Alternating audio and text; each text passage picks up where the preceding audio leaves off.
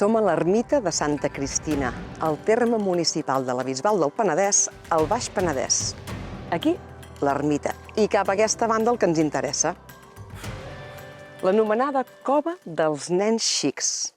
Diuen que aquí fa 250 anys hi va viure en Ramon Miró amb la seva família, la seva dona Rosa i 6 canalles petites. En Ramon era mestre d'obra, però tot i que hi havia molta feina, es veuen en aquella època, a ell les coses li anaven malament. De fet, li anaven molt pitjor que malament, li anaven fatal. Què va succeir?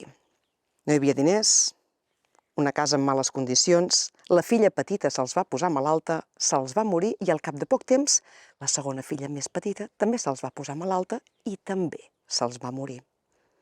Com si no n'hi hagués prou, si no vols caldo, 2 tasses. El baró de la Contrada va dir que feia lleig que hi hagués una família vivint en aquelles condicions a les seves terres. I què va fer?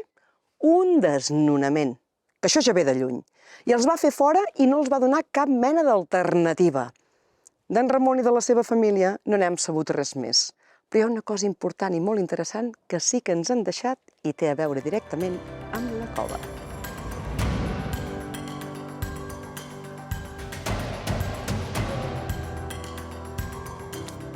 La cova.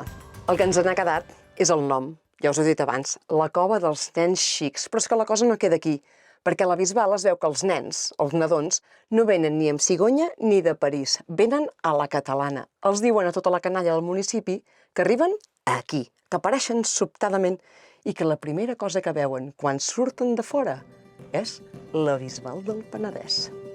I és que això també és el Penedès.